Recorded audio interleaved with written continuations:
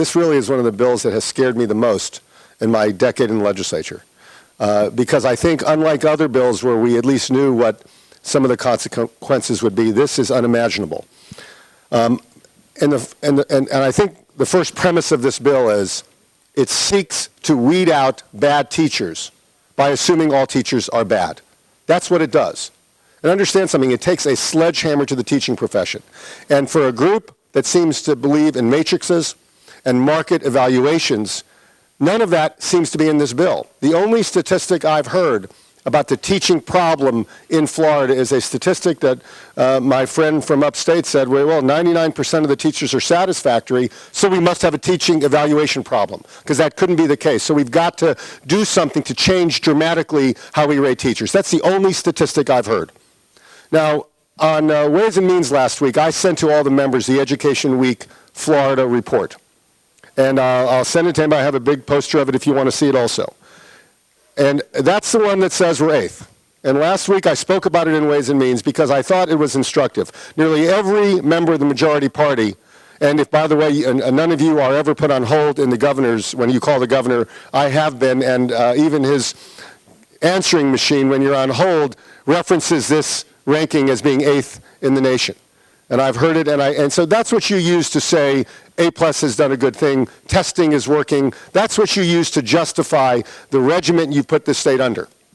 Well, if you go to it, and I sent it to all of you last week when I spoke against this bill in Ways and Means, look at what it says and tell me why what it says justifies what we're doing today.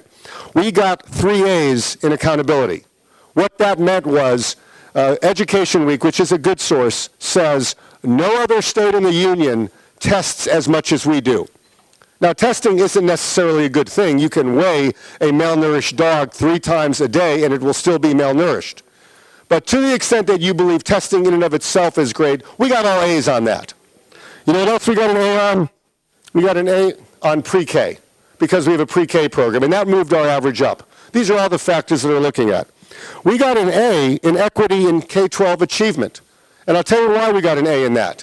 Because the FCAT has put such an emphasis on lowest performing students and moving them to minimal competence. In the 2 subjects we test in 3rd grade, we have had that increase. And I'm not denying that. That's accurate. We have made our organizing principle of the school system a minimal competence test that moves people to grade level. And we have had results in moving our worst students to grade level in 2 subjects.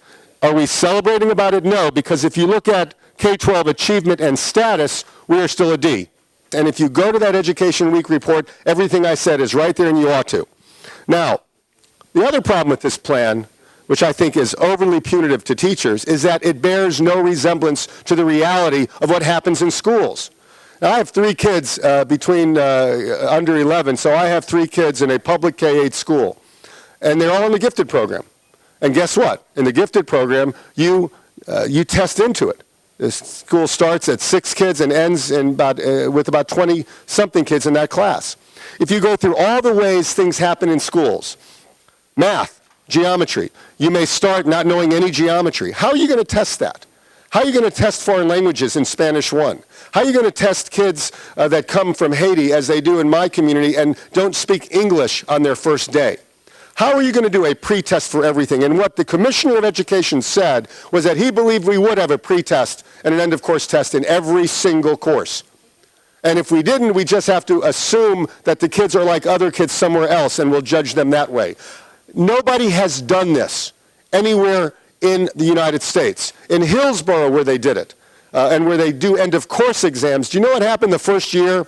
3% of the teachers who got the merit pay were from the very worst schools in terms of the socioeconomic level of the kids who go there. 3%. 97% were in the more affluent schools.